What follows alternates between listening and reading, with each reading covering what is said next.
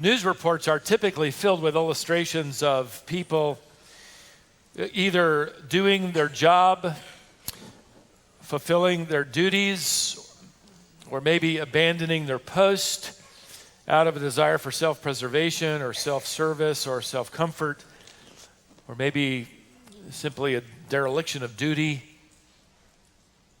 In the news some time ago was the tragic story of a ferry that capsized off the coast in Seoul, South Korea. Hundreds of passengers died, most of them high school students who were on a trip together. They ended up drowning because they were awaiting instructions on what to do. The boat eventually sunk and instructions were late in coming because the captain had fled the ship and was found later safe on dry land. I came across another report with contrasting results. A fire had broken out during an Air Canada flight from Dallas to Toronto. The pilot began a dramatic and sudden descent, knowing that he had but a few moments to land if any of them were to survive. And as soon as he landed the plane and the door was opened, the whole aircraft sucking and all that oxygen just quickly began to turn into an inferno. Because of his commitment and the crew with him, nearly all the passengers were able to escape unharmed. What the news reports eventually focused on was the fact that this captain had been the last person to leave the burning airplane. In fact, when he was eventually pulled out by rescuers who'd broken through the front window, when he was pulled out, part of his own uniform was on fire. He certainly deserved the commendation he received as someone who'd put his life on the line for the sake of those in the plane. If you could travel back to the middle of the first century, you would have observed that the church was in the throes of experiencing everything from financial distress to organizational difficulties to cultural marginalization and a growing threat to their well-being. The fires of unrest and misunderstanding would, in a matter of a few days, break out into an inferno that would attack the church. Much of the apostolic energy of the Apostle Paul and the Apostle Peter and others was devoted to developing and organizing and structuring and preparing and teaching the church how to operate during difficult times. Because that's the norm. One of the leading questions was, who's going to be willing to serve as a captain and crew of the ship, especially when it's taken on water? Who's going to pilot the airplane now that smoke can be seen and the flames of growing persecution are growing all the more dangerous?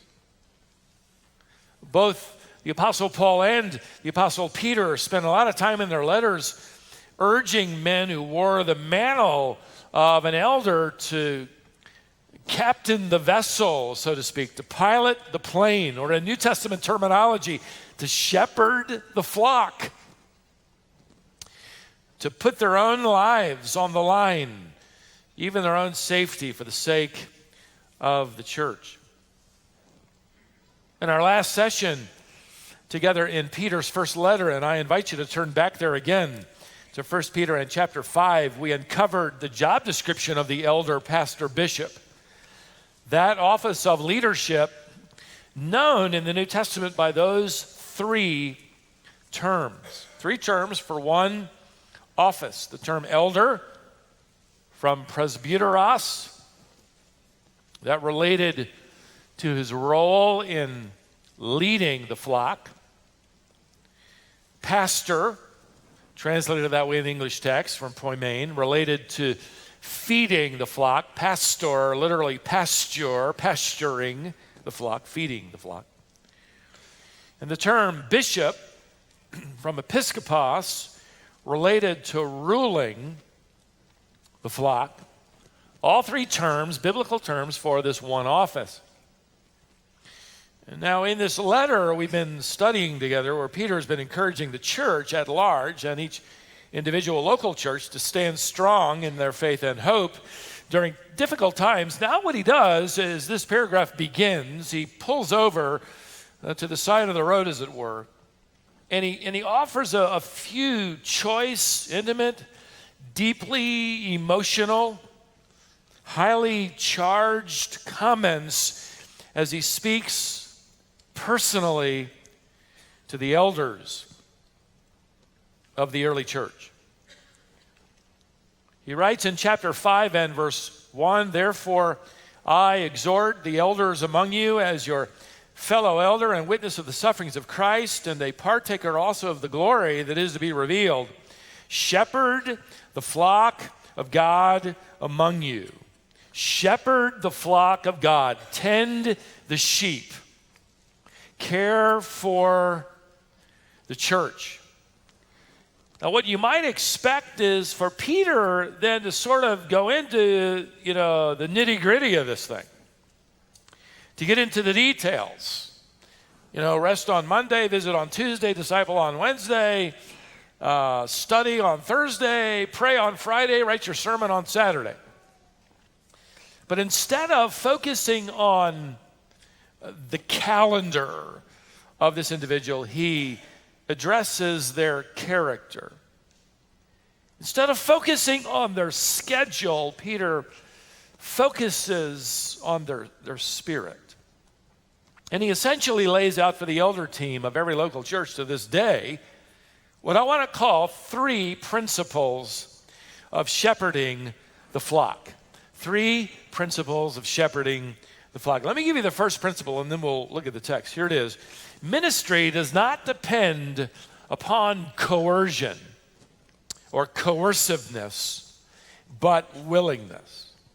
And notice further, exercising oversight, not under compulsion, but voluntarily according to the will of God. Not under compulsion literally means you're not compelled, you're not forced to do this. There's not some kind of external constraint.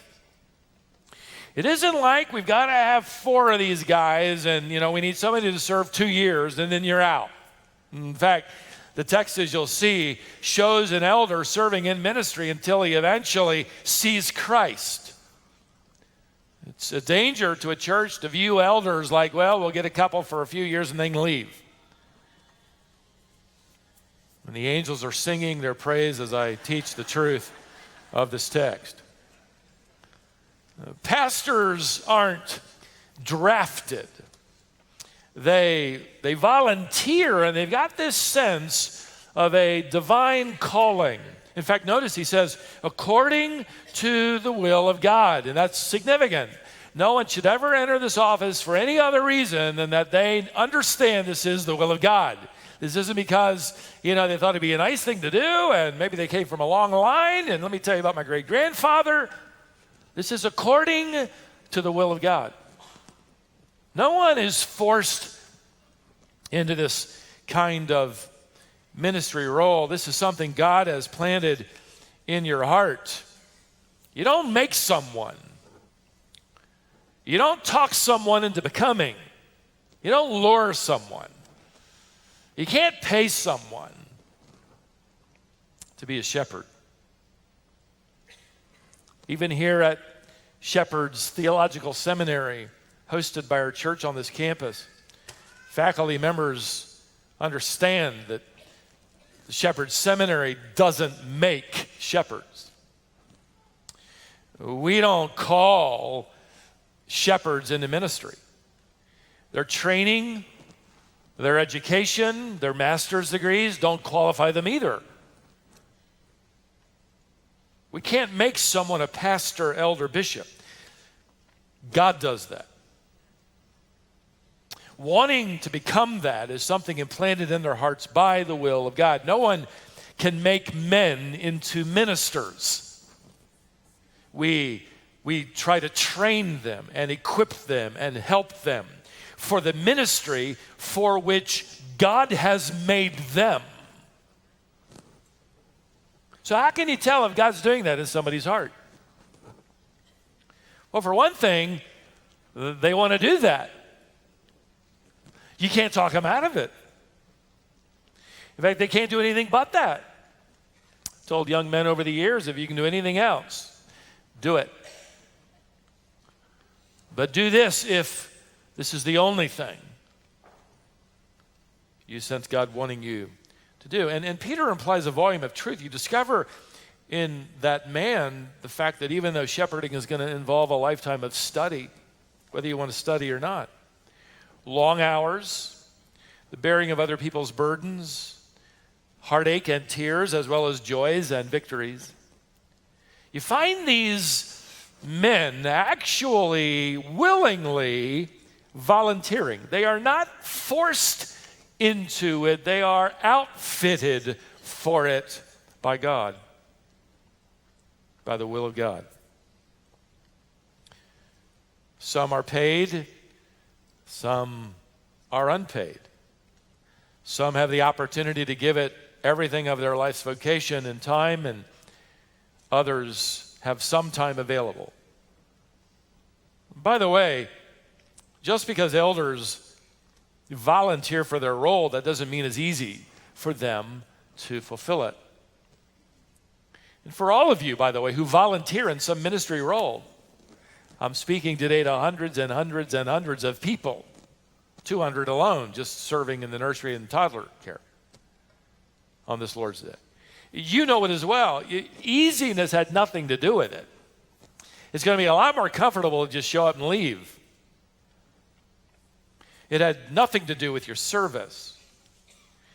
And if you do teach that third grade class, you might have thought that's going to be exciting. And then after the first Sunday, you know, this is the will of God for my life. But people might be led to believe that, well, you know, you guys who serve as pastors and elders and bishops, you know, that's going to come easy. I'm reading for my own soul, among other things, Charles Spurgeon's classic work he entitled Lectures to My Students. Just a few pages a day or a week sometimes. You may be aware that Spurgeon had a college for pastoral training there in London, hosted by the Metropolitan Tabernacle in the 1800s. The word college is transferable now into the word seminary, an equivalent institution. He taught his students every Friday. And he took his notes and eventually compiled it into this book on pastoring entitled Lectures to My Students. In one particular chapter, he humorously entitled, and he had a great sense of humor, this chapter was entitled, The Minister's Fainting Fits. And he transparently and candidly wrote to his students, and he wrote to the church at large these words. He wrote, fits of depression come over most of us. Usually cheerful as we may be, we must at intervals be cast down. The strong are not always vigorous. The wise are not always prepared. The joyous are not always happy. There may be among us men of iron, but surely the rust frets even us. Well said. Willingness does not mean easiness. And Peter is sending out a description and an exhortation. By the way, do you notice he's giving to the entire church body the job description, as it were, of the elder? I mean, how would you like it if where you worked, every employee had your job description and then they watched you? But you know, I think it's healthy. I wouldn't recommend it for your company, but it's healthy for the church, for accountability. He's sending out this description and this exhortation primarily because he wants faithful elders to remain at their post. The fires are getting hotter and more dangerous. And they're going to stay at their post not because it's easy, but because they are willing to follow the will of God. So the first principle then is this: ministry does not depend upon coerciveness, but willingness. Secondly, motives are not driven by greediness, but eagerness. Notice again at verse 2, shepherd the flock of God among you, exercising oversight, not under compulsion, but voluntarily, according to the will of God. Now notice, and not for sordid gain, but with eagerness. The term Peter uses for eagerness is a strong word that means enthusiasm. It means devoted zeal.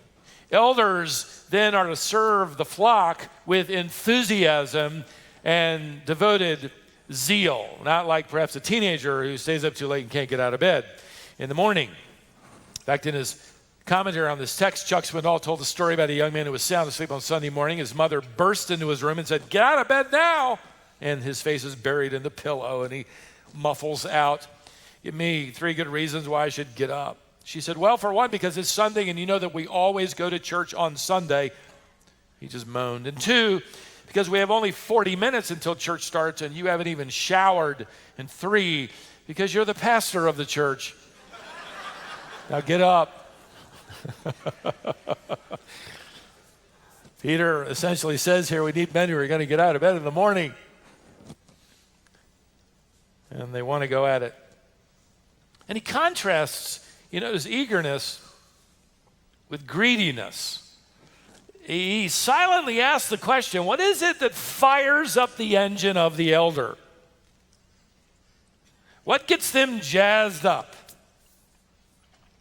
Is it feeding the flock or fleecing the flock? The Apostle Paul wrote to Timothy and warned that an elder must not be a lover of money, 1 Timothy 3:1. He wrote to Titus and described an elder as someone who is not greedy for gain, Titus 1:7. He delivered his own personal ministry testimony, Paul did in Acts 20:33, when he said, "I never coveted any man's silver or gold." You see, the question, what's in it for me, is the question of a hireling, not a shepherd. It's the question of a man who's going to run away whenever the wolves appear, not the shepherd who's going to remain to guard the flock. When you can see the fire or the ship begins to list. If the boat tips over, we're out of here. If the plane catches fire, the exit door is closest to the pilot. I'm going to be the first guy out of here. The term Peter uses is a warning that reflects the spirit and the heart of a true shepherd. He is not a hireling. In fact, the term Peter uses for sordid gain here in this text is actually about more than money. Even though money has tripped many a pastor, bishop, elder up, this is an elastic word that can refer to greed for a following, greed for applause, greed for approval. So I'm not going to say anything offensive. Greed for fame or for comfort. The list can go on. John Henry Jowett, who was a contemporary of Spurgeon, wrote more than 100 years ago on this text. Wonderful little commentary. He writes this: "I am not sure which of the two is worse for a pastor. He who hungers for money or he who thirsts for applause." They're both dangerous. Peter's describing then someone to whom the flock matters. It isn't a job. It isn't a paycheck. It isn't perks of power. It isn't applause. It isn't attention. By the way, none of that's guaranteed anyway. And my heart personally goes out to the majority of pastors in our own country who are pastoring churches of less than 100 people, who faithfully, diligently chip away at rock. Peter would encourage all that, look, you're going to get out of bed in the morning and you're going to get out, not because of what you're going to hear or receive from people, but because you're going to hear, as it were, the commendation of Christ in that you are fulfilling the will of God who fashioned you for that ministry. Eagerness and enthusiasm for ministry, one author adds, is an indispensable characteristic for the elder to demonstrate. I mean, isn't it a wonderful thing to think that a flock would be following a man or a group of men who actually are interested in ministry? And when you get around them, you can tell they love ministry. That doesn't mean they're not going to be discouraged, as we've already heard from Spurgeon. Certainly passages would relate to that. There are going to be days when, you might get out of bed a little slower. Ministry might not be all that, terrifically enthusiastic. But this phrase here is sort of a big picture description from Peter.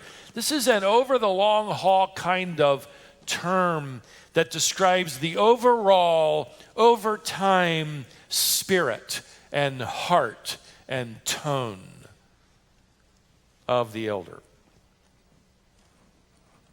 His ministry does not depend on coerciveness but willingness. His motives are not driven by greediness but eagerness.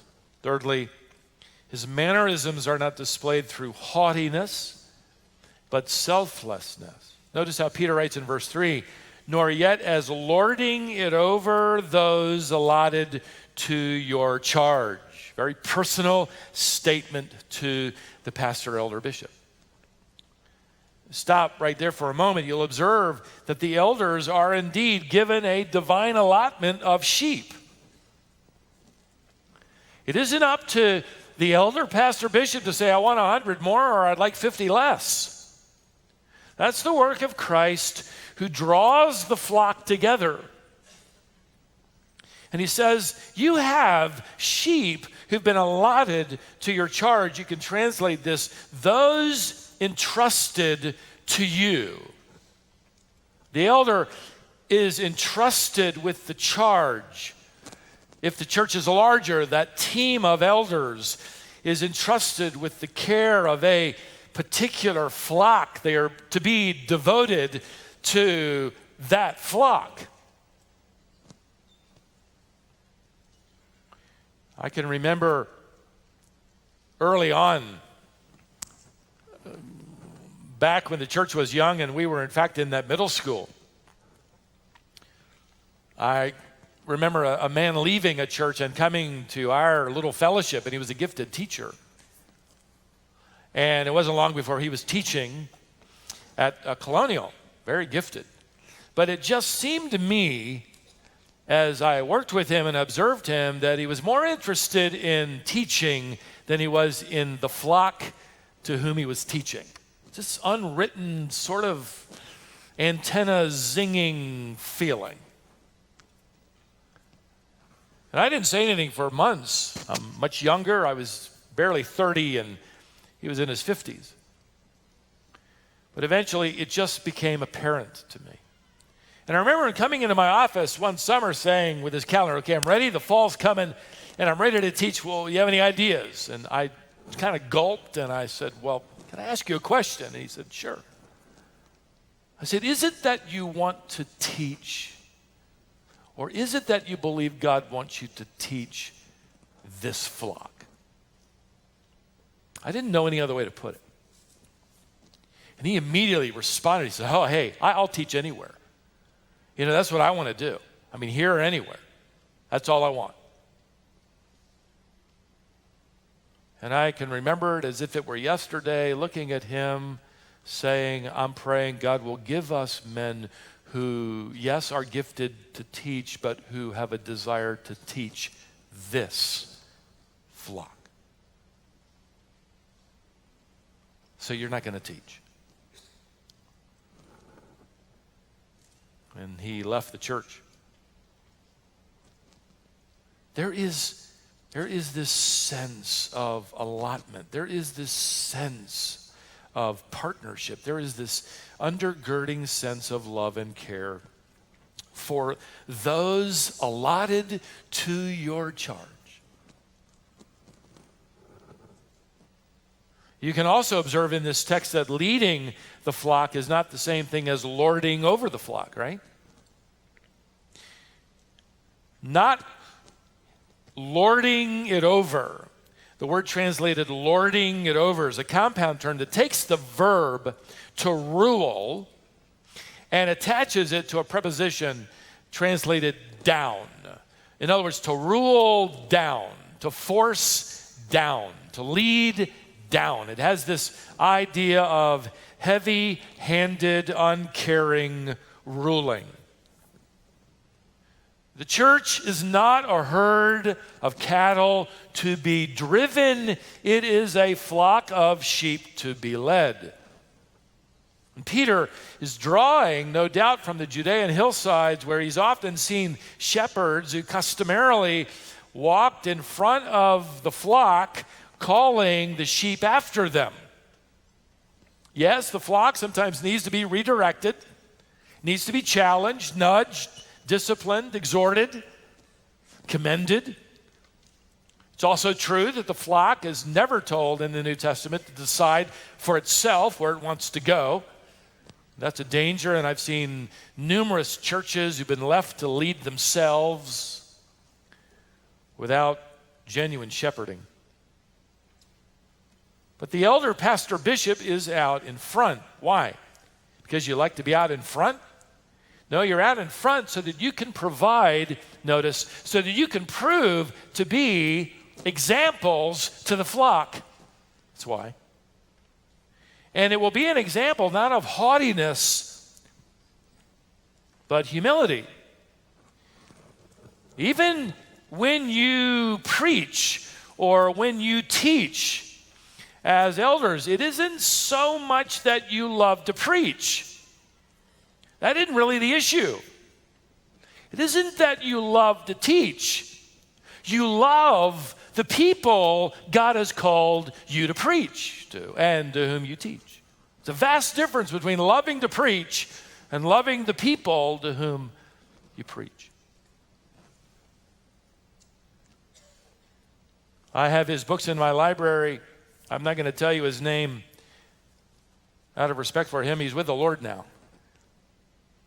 But everything he writes you want to underline. An amazing pastor. And I began to dig into his life and found this part of him which Peter would exhort to change. His last church that he took, and he was famous, he agreed to take the church only if the elders promised him that he would never have anything to do with the people. He said, I just want to study, and I want to write, and I want to preach, and I don't want anything to do with people. You guys do that. And they hired him. And he would preach and then literally go hide in a nursery room until the people had left. See, Peter is underscoring there's more to this than preaching or teaching. This is a ministry of modeling humility and selflessness, he writes, proving to be examples to the flock. You can't be an example if you avoid the flock. In fact, Paul wrote to Pastor Timothy and told him to set an example, same word, for the believers in speech, in life, in love, in faith, in purity. Set an example for the flock. Beloved, one example is worth 1,000 sermons. And most elders, most pastors are in churches that are very small, where this becomes even more obvious a need. Be an example like Christ. Imagine his power. Imagine his glory. Imagine his position. And he puts it all aside so that he can become a servant in all humility. Philippians chapter 2. There's your model shepherd. There's your model elder. There's your model bishop. See, Peter knows the danger of being full of himself. Remember, there was a time when he even told the Lord, just watch me. Of all the disciples, I'm going to excel. He knows the pitfalls when someone is given position and power and a pedestal of public ministry. They begin to face the dangerous temptation to believe they deserve it, which leads to personal pride. Again, John Henry Jowett wrote from years of pastoral experience 100 years ago, proving, by the way, that some things never change. I love this quote I read just this last week. He said this: "Pride lurks at the heels of power. Even a little authority is prone to turn someone's walk into a strut." There's no place in ministry, certainly not in the church, but certainly not as a pastor, elder, bishop, for strutting.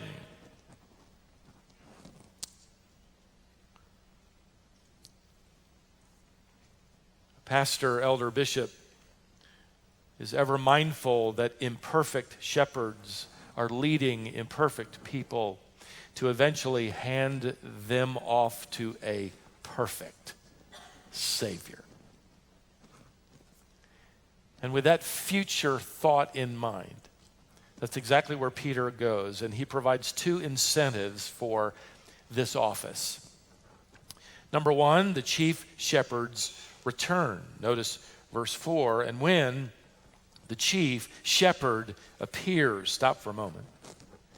It's interesting to me that although the elder isn't to be motivated by duty or greed or power, there is a proper incentive. There is an incentive.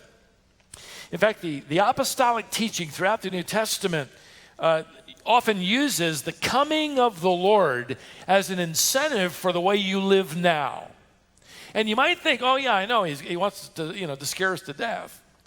That isn't really the heart of Peter here. He's not saying that so that the elders will, clean their nose and walk straight.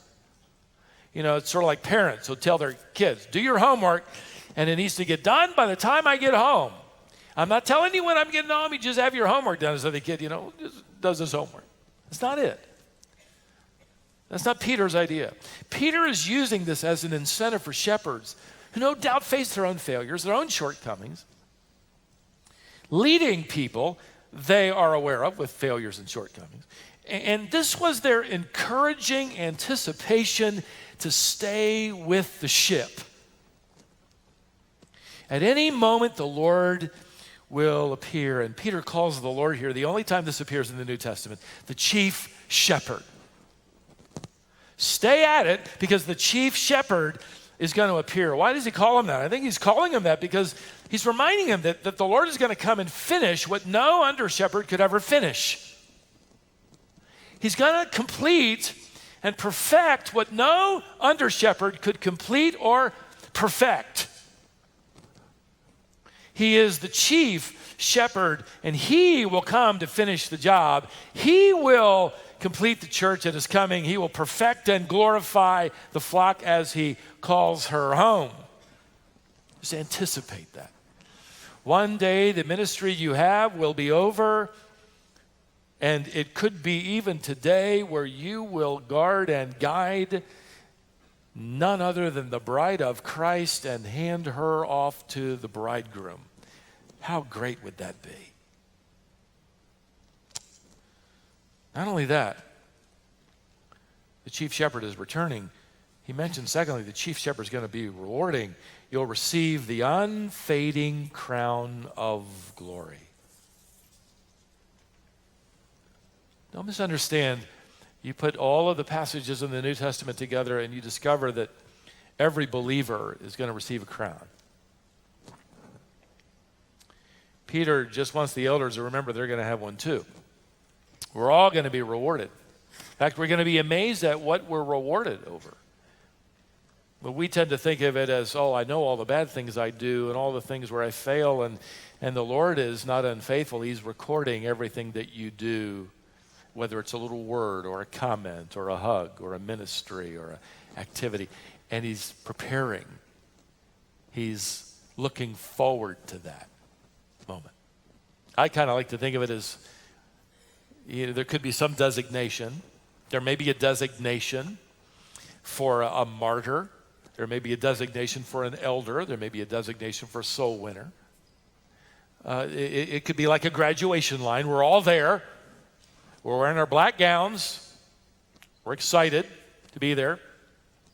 But yet some graduates might have a pin of something they did, some kind of insignia of something they were involved in. Could be gold braiding for those students who actually studied.